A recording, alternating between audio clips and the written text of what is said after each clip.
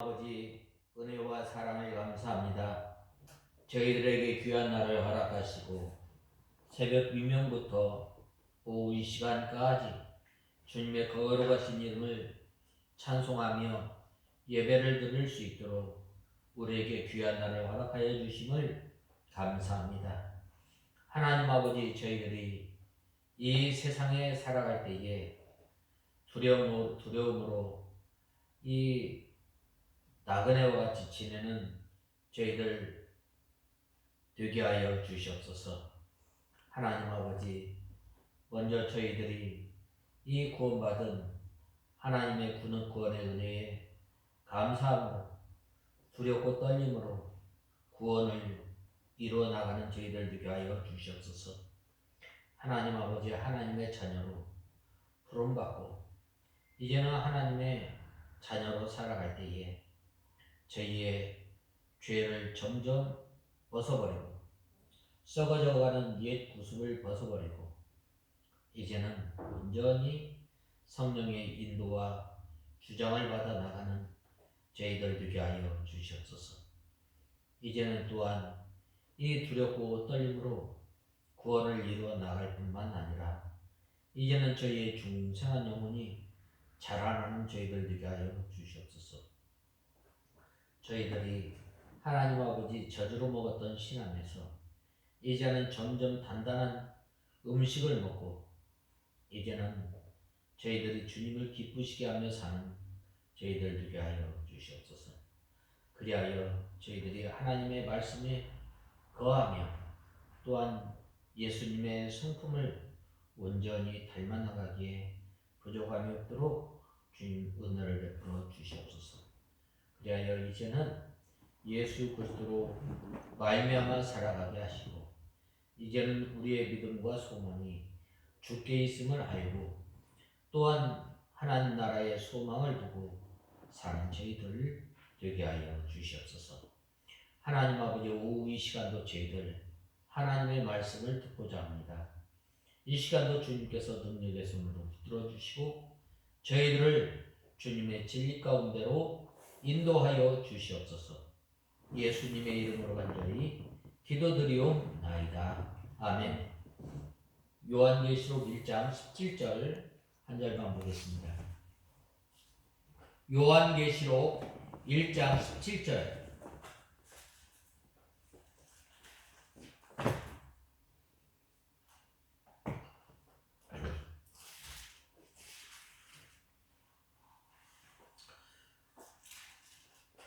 내가 그분을 보았을 때 그분의 발 앞에 죽은 자처럼 엎드려졌는데 그때 그분이 오른손을 내게 얹고 말씀하시기를 두려워하지 마라. 내가 곧 처음과 마지막이며.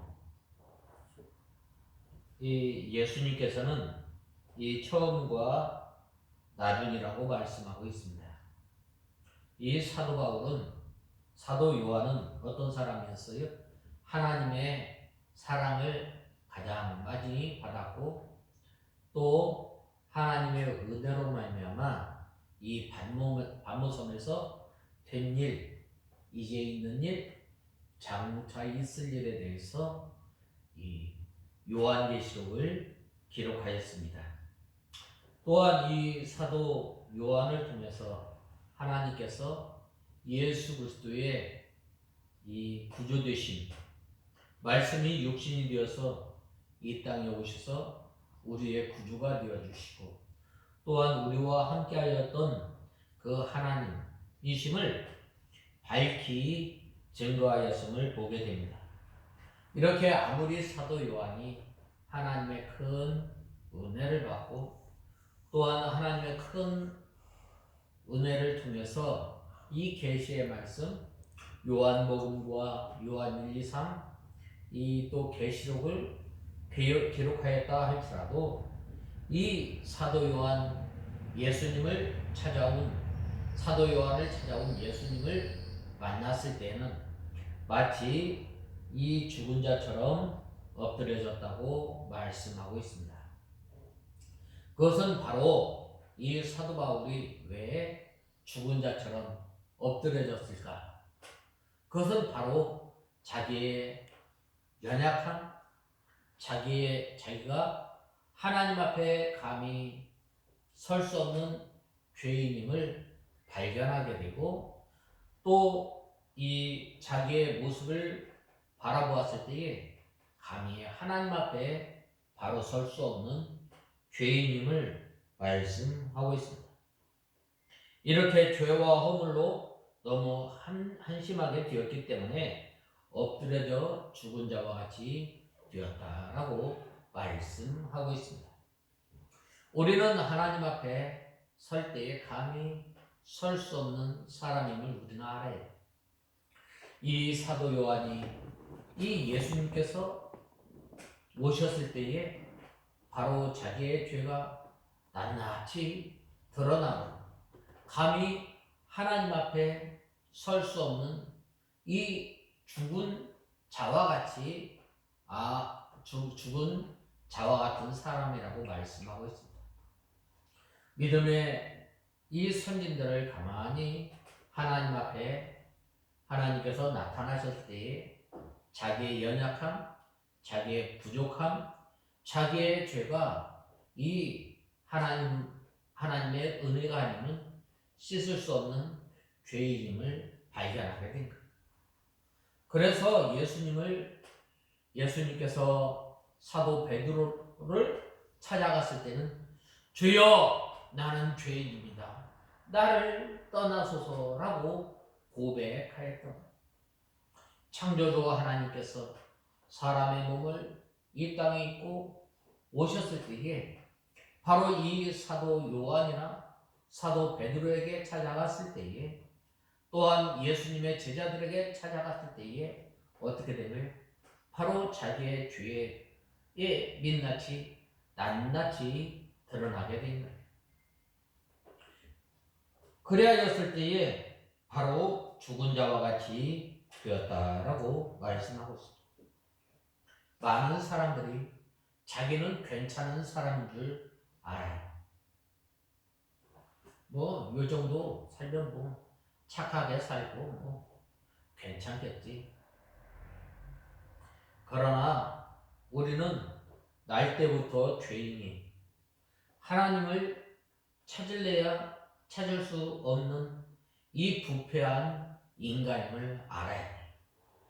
하나님께서 우리에게 계시를 허락해 주셨는데 특별 계시와 일반 계시를 허락해 주셨어요. 일반 계시를 통해서 하나님의 영광과 하나님의 위엄과 하나님의 능력을 나타내 주셨지만 그것을 통해서 마땅히 하나님을 찬송하고 하나님을 섬겨야 할 사람들이 어떻게 된 거예요?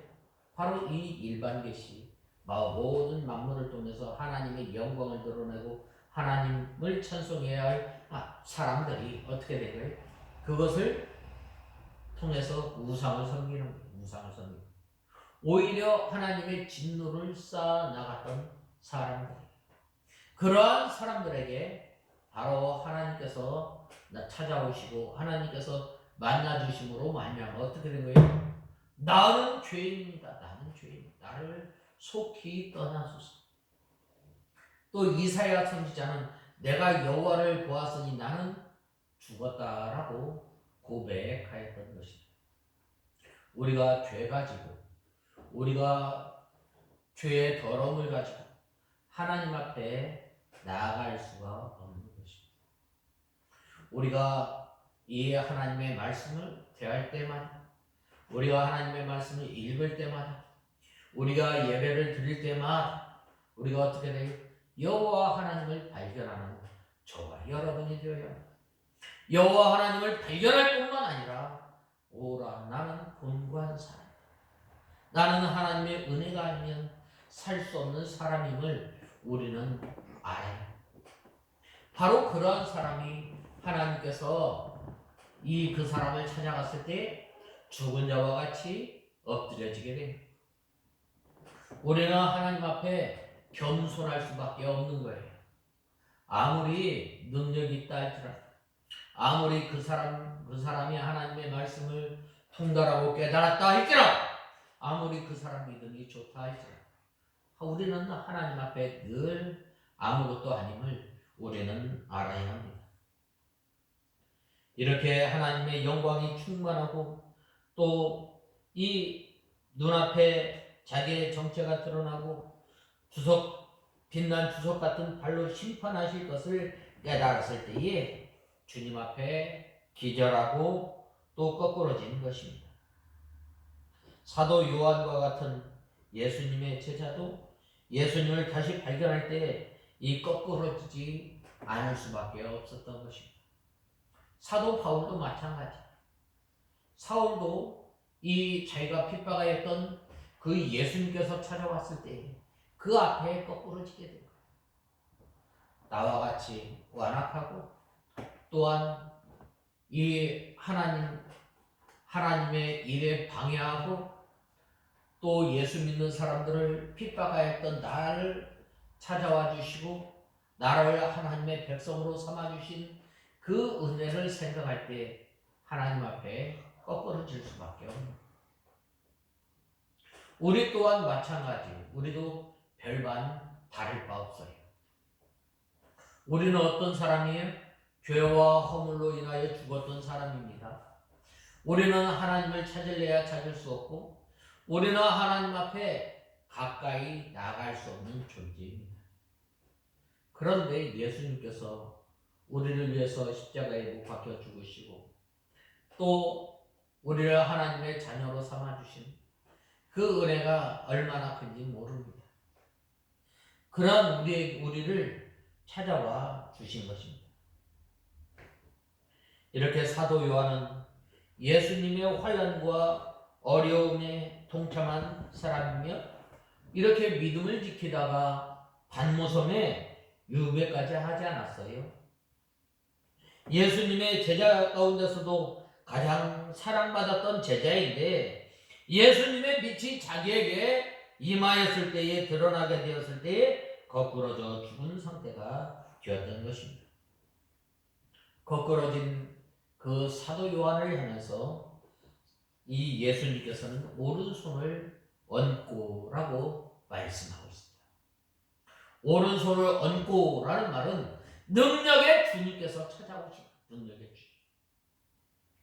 죽은 자를 살리시고 병자를 살리시고 또 예수님께서 이 귀신 들린 자를 살리시고 모든 만물을 다스리시고 또 주장하시는 그 하나님께서 찾아와 주시고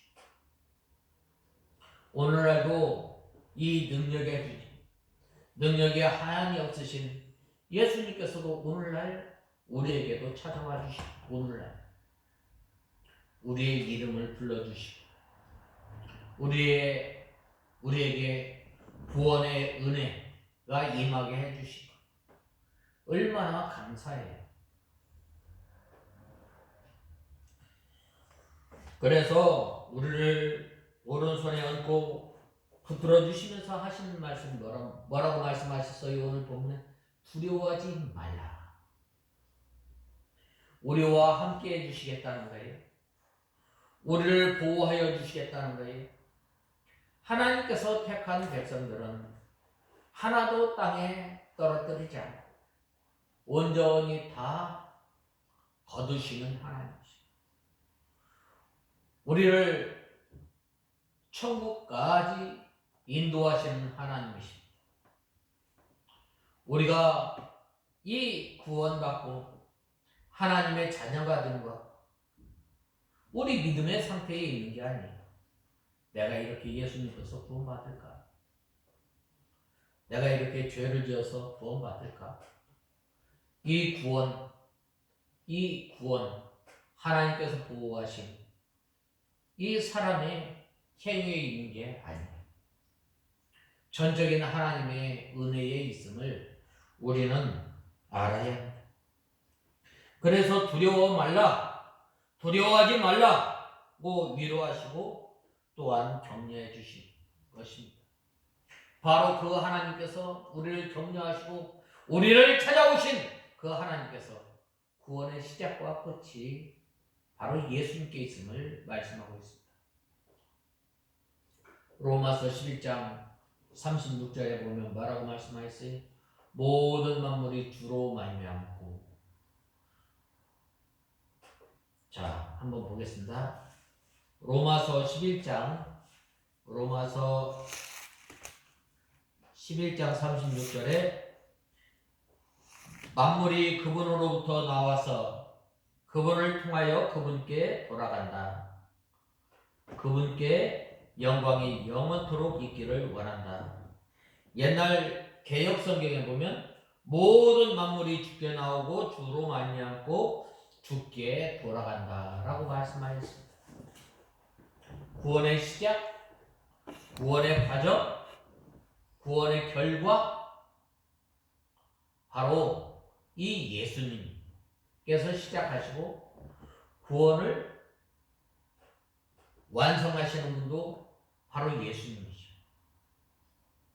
또한 이 모든 만물의 시작이 예수님께로부터 나왔습니다. 예수님께서 창조하시고 또한 예수님께서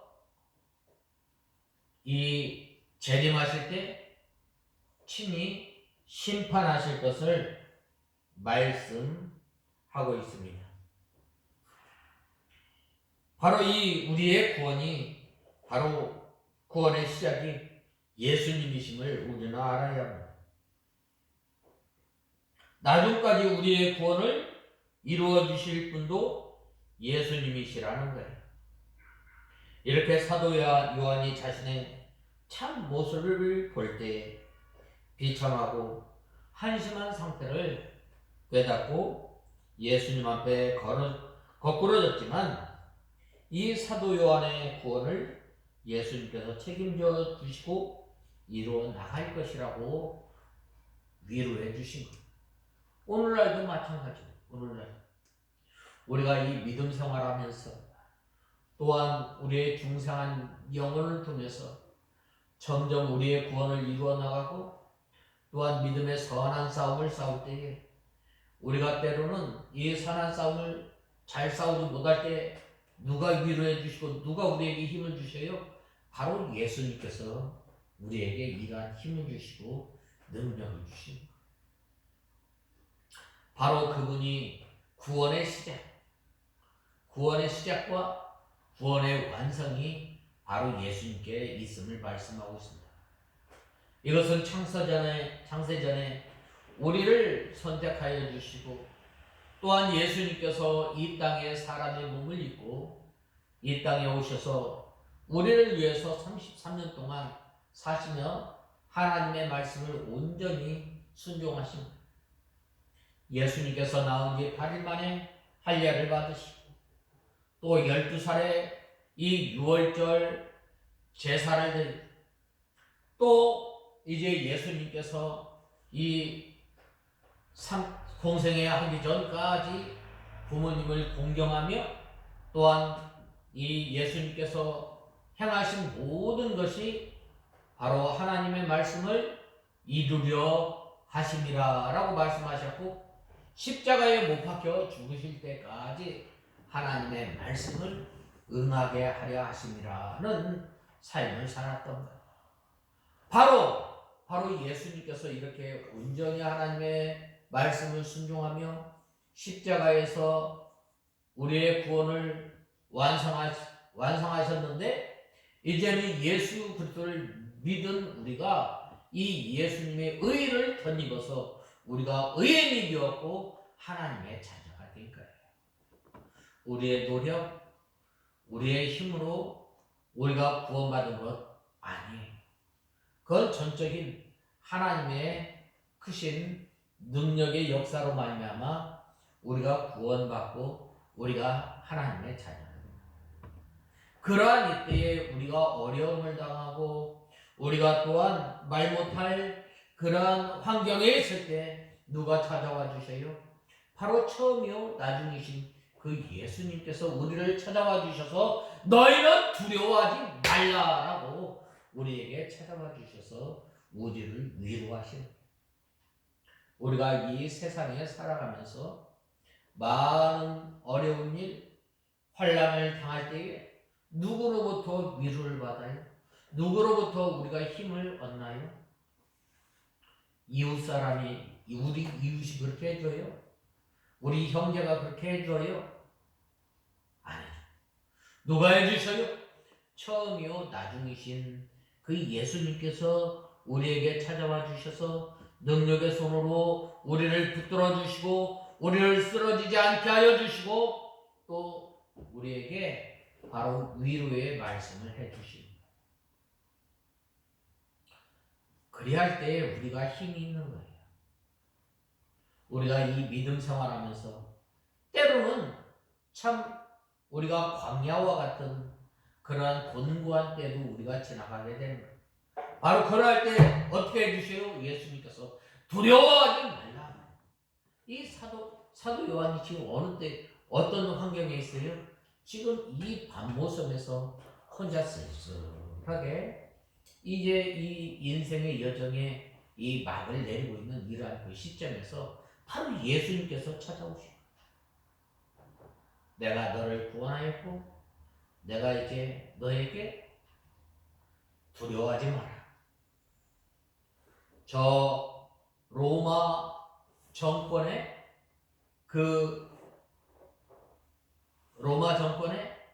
또한 세상 나라의 힘과 또한 그 권력에 또한 내 믿음을 지키려고 할 때에 나를 핍박하는 그러한 무리들로부터 두려워하지 말라. 내가 너와 함께하겠다. 내가 너를 지키겠다. 라고 예수님께서 사도 요한에게 이렇게 권면하였던 것입니다. 이렇게 이 예수님 앞에 섰을 때에 자기의 연약함을 또한 자기의 한심함을 깨달아 예수님 앞에 쓰러졌을 때에 사도 요한의 이 구원을 예수님께서 책임지시고 이루어 나갈 것이라고 위로해 주십니다.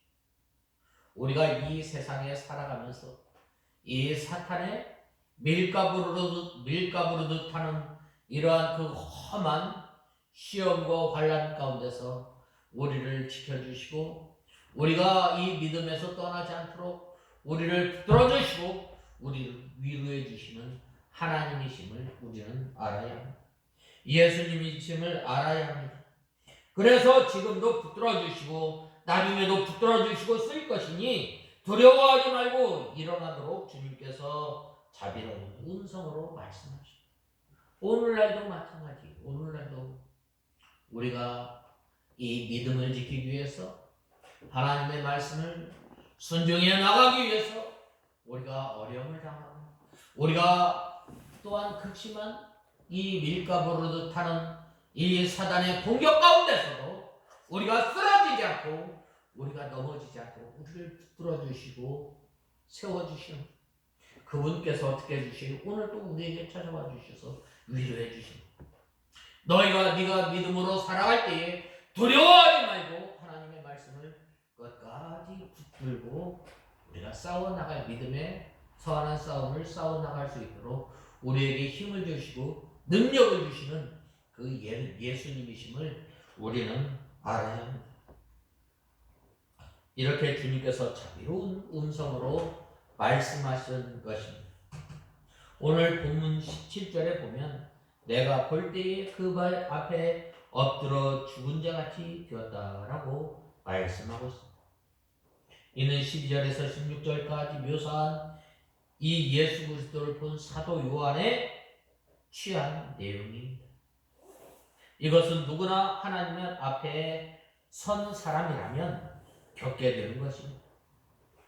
영적으로 민감함을 감추었던 이사야 선지자도 또한 예수님의 핍박자인 사도 바울도 죽은 자처럼 그분 앞에 엎드려집니다. 이는 곧 예수 그리스도 앞에 비록 예수 그리스도의 보혈의 공로를 힘입은 성도라 할지라도 그 영광과 위엄과 순결에 압도되어서 죽은 자처럼 되었다는 거예요. 예수님의 그 구속하심, 그 구속의 은혜가 너무 크고 커서 우리가 하나님 앞에 감히 얼굴을 들지 못하는 거예요. 찬송가에도 이렇게 찬송 부르지 않았어요? 내 얼굴 감히 못 들고 눈물만 흘린다라고 말씀하지 않았어요? 그 예수 그리스도의 은혜가 크고 크기 때문에 우리는 하나님 앞에 내 얼굴을 들 수 없는 연약한 우리임을 알아야 합니다. 비록 우리가 구원받은 성도라 할지라도 감히 예수 그리스도의 영광 앞에 설 수 없음을 우리는 알아야 합니다. 이는 예수 그리스도의 영광이 너무도 강하기 때문입니다. 즉 다시 말해 예수 그리스도 앞에 모든 인간은 자신의 것을 뽐내어 자랑할 수 없는 존재란 것이에요. 예수님 앞에 우리의 의로움을 자랑할 수 있겠어요? 예수 그리스도 앞에 우리의 정결함을 자랑할 수 있겠어요? 주 앞에서 정결타고 자랑치는 못하리라 라고 찬송가에 보면 말씀하고 있지 않아요?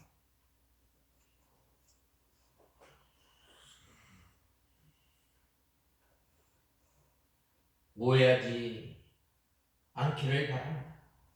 이렇게 성도가 예수 그리스도 앞에서 죽은 자처럼 되는 것은 우리가 아직 죄가 남아있고 또한 하나님께서 우리의 연약함과 죄를 책망할 것이라는 두려움과 수치심 때문이 아니라 오직 우리의 잘못과 허물을 알기에 그것이 부끄럽고 하나님 앞에 심판이 두려워 죽은 자처럼 가만히 있는 것이 아니라 다만 이것은 하나님의 영광에 압도된 사람으로서 취할 수밖에 없는 이 태도임을 우리가 알아야 돼요. 우리가 왜 두려워 떨어요? 우리가 심판 때문에 두려워 떠는 것이 아니라 하나님의 위엄, 하나님의 영광, 하나님의 능력에 압도되어서 우리가 고개를 못 드는 거예요.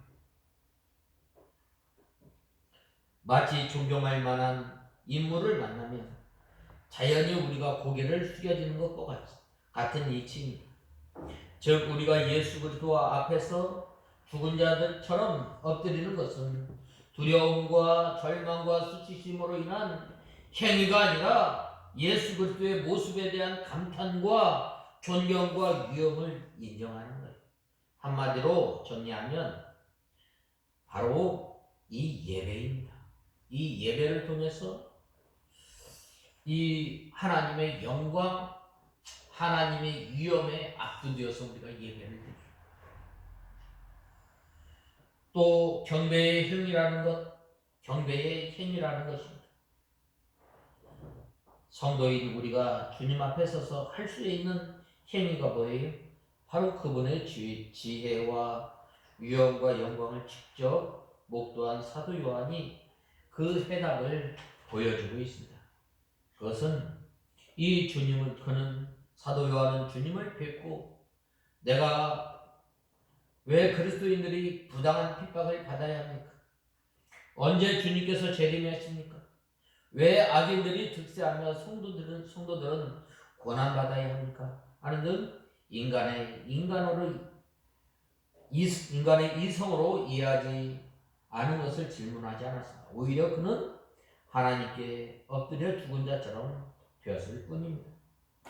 즉 겸손한 태도로 주님을 예배하며 주님을 경배하며 주님을 높이며 주님을 찬송할 수밖에 없는 거예요. 나를 구원하여 주신 그 구원의 주님, 그 구속의 은혜를 하나님 앞에 우리는 찬송할 수밖에 없는 거예요. 그리할 때에 주님의 영광을 높일 때에 바로 주님께서 찾아와 주셔서 우리를 위로해 주시고 우리에게 능력의 손을 얹으시고 우리와 함께하여 주시고 우리를 어려운 가운데서 보호하여 주시는 예수님이심을 우리는 알아야 합니다.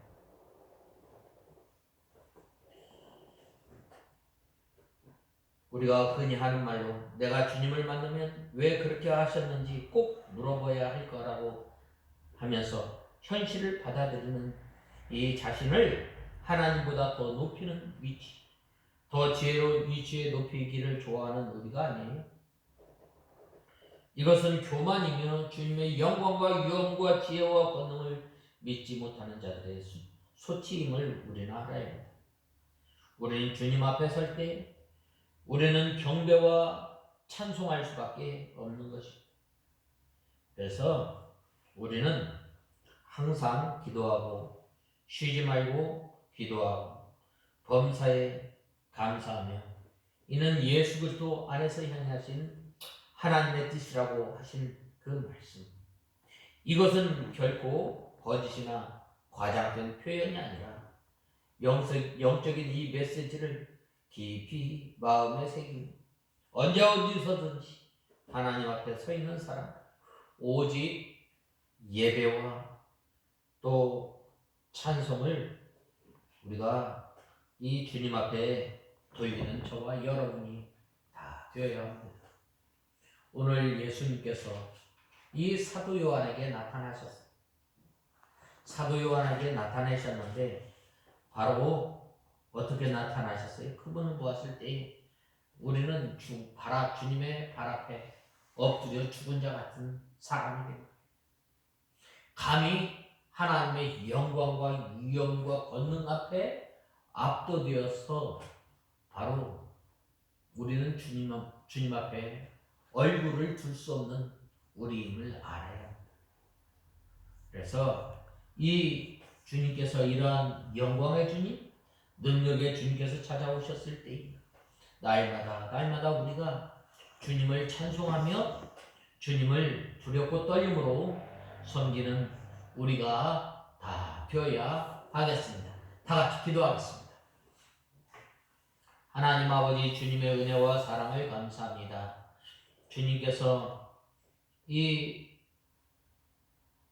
주님께서 사도 요한을 찾아오셨는데 하나님 아버지 능력의 주님, 위엄의 주님, 영광의 주님으로 찾아왔을 때에 사도 요한이 죽은 자처럼 엎드려졌는데 오른손을 얹고 두려워하지 말라라고 이 주님께서 위로의 말씀을 허락해 주셨는데 하나님 아버지 저희들이 이 떠는 것은 두려워서 죽은 자처럼 엎드려진 것은 바로 우리가 능력의 주님께서 심판하실 그 심판의 두려움이 아니라 영광의 주님, 능력의 주님, 능력 있는 그 주님, 위엄 있는 주님을 보고 찬송하며 나아갈 때에 주님께서 저희와 함께 하시며 늘 저희를 보호하여 주시고 저희가 주님의 능력 가운데 사는 저희를 위하여 주시옵소서.